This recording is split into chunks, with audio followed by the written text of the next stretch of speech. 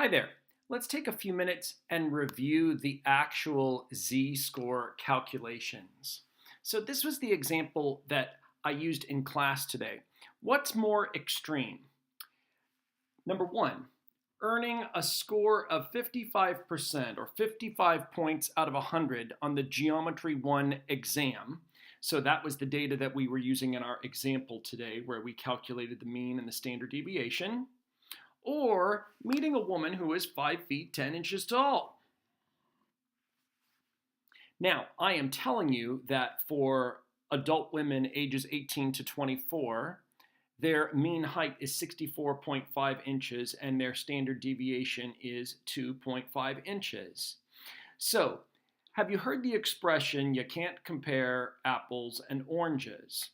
Well, in fact, you can compare apples and oranges if you standardize them. So what that phrase means that if you want to compare two ideas, then those ideas need to be similar. Well, I'm going to be really honest, there's not a lot similar between the score on a geometry final exam and the height of a woman. So if I want to compare which of these is more extreme, then I need to adjust for factors within the two distributions. So within the exam distribution, I need to consider its mean and its standard deviation, or its center and its spread. Same thing for the heights of the women. I need to consider its center and spread. And once I've accounted for those factors, then I can make a comparison about which of those may, in some sense, be more extreme. So the first thing that we might want to do is summarize our distributions. So for the final exams,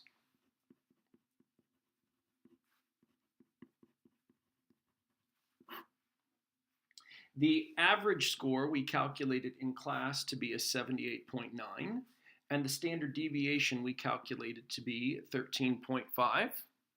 For women's heights,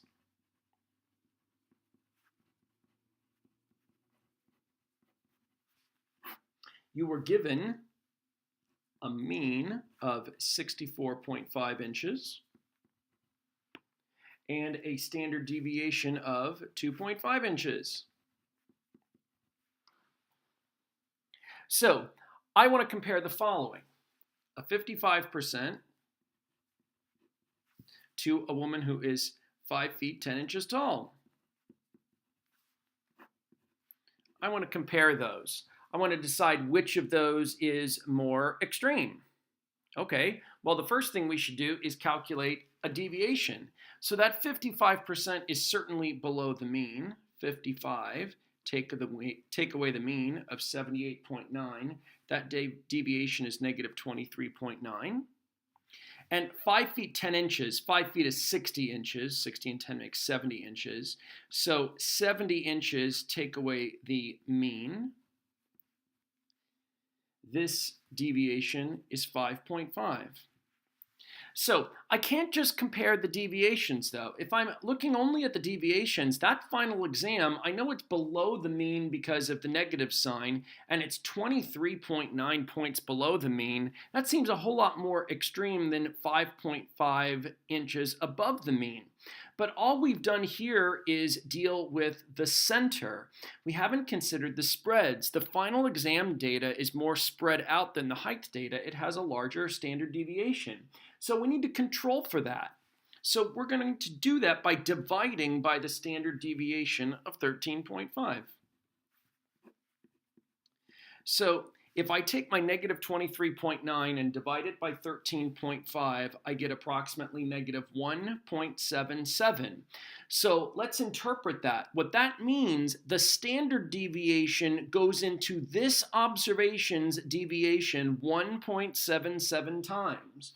So that 1.77 represents the number of standard deviations.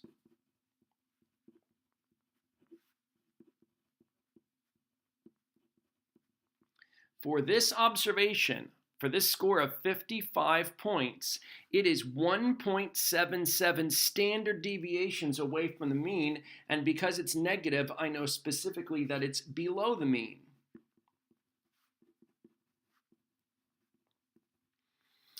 All right, so let's do the same thing for the women's heights. The standard deviation is 2.5.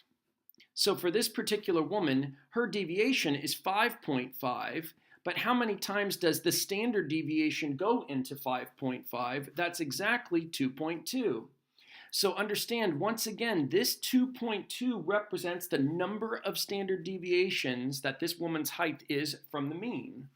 The number of standard deviations.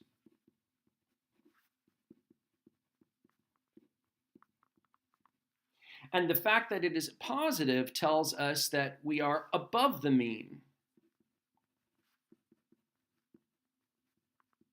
So now we are able to compare apples and oranges. So in the sense that I can compare final exam scores to heights, I can decide which is more extreme. And in fact, it is the woman's height of 5 feet 10 inches that is more extreme because it is 2.2 standard deviations away from its mean. It happens to be above its mean. Whereas this exam score, although below the mean, it's not as far from the mean. It's only 1.77 standard deviations away from the mean. So between these two situations, we had to control for the different centers. We had to control for the different spreads. And by calculating these scores here, which are called z-scores, z-scores tell us the number of standard deviations each observation, the 55 and the 70 inches, how far those observations are from their respective means. And that is comparable. So what we calculated here is what's called a z-score. Z-score. And the formula is really simple. To calculate a z-score, you take the observation, you subtract the mean, and you divide by the standard deviation. That is the formula for a z-score. That is the formula for standardizing an observation. So again, x is the observation. That would have been the 55 or the 70. You subtract the mean, then you divide by the standard deviation. So notice z-scores do not have any units. So for instance, for the heights, the deviation would have been in inches. The deviation was 5.5 inches. The standard deviation was 2.5 inches, and those units will cancel. So standardized scores, z-scores, do not have any units. Same thing here, negative 23.9 points, 13.5 points. The units would have canceled. So there are no units, and specifically a z-score, its interpretation. A z-score is how many standard deviations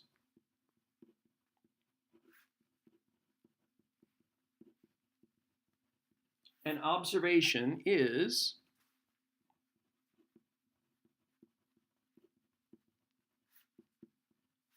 from its mean.